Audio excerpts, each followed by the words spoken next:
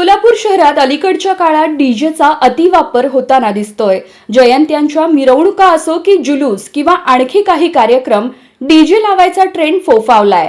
आता अशाच एका जयंतीच्या डीजे मिरवणुकीमुळे एका माणसाला कायमचा बहिरेपणा आल्याचं समोर आलंय। राजू यादगिरीकर हे शहरात राहतात। त्यांनी एका जयंती मंडळानं लावलेल्या डीजेचा आवाज कमी करा, माझी 80 वर्षांच्या आईला त्रास होतोय अशी विनंती केली। तेव्हा मंडळाच्या कार्यकर्त्यांनी आवाज न कमी करता उलट राजू यांना मिरवणुकीतून बाहेर जाऊ नाही दिलं। परिणामी राजू यांना कायमचं बहिरेपण आलं। या प्रकरणी त्यांच्या पत्नीनं पोलिसात तक्रार दिली आहे। बघा काय म्हणाल्या यादगिरीकर।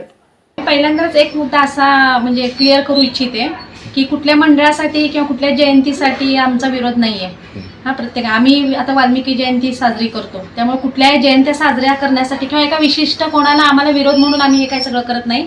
आम्हाला त्रास झालेला आहे, आमच्या घरातली व्यक्ती आज अपंग झालेली आहे। मग आमच्या बाबतीमध्ये जे घडलंय ते इतरांच्या बाबतीमध्ये घडू नये, ह्याला कुठेतरी आळा बसावा।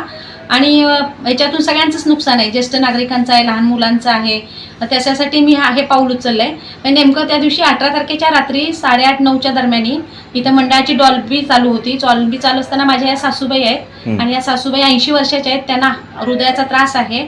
मग त्या हार्टच्या पेशंट असल्यामुळे त्यांना त्रास जास्त व्हायला लागला। मग त्रास व्हायल्यानंतर त्यांनी म्हटलं थोडासा आवाज कमी करायला सांगा, म्हणून माझे मिस्टर तिथं माझे पती तिकडे आवाज कमी करायला सांगायला गेले होते। सांगायला गेल्यानंतर ते लोकांनी ऐकलं नाही। मग ह्यांनी काय केलं, मी कंप्लेंट करतो म्हटल्यावर त्या लोकांनी त्यांना बाहेर सोडलं नाही। अर्धा पाऊण तास त्यांच्याच घेऱ्यामध्ये तिथंच थांबवलं।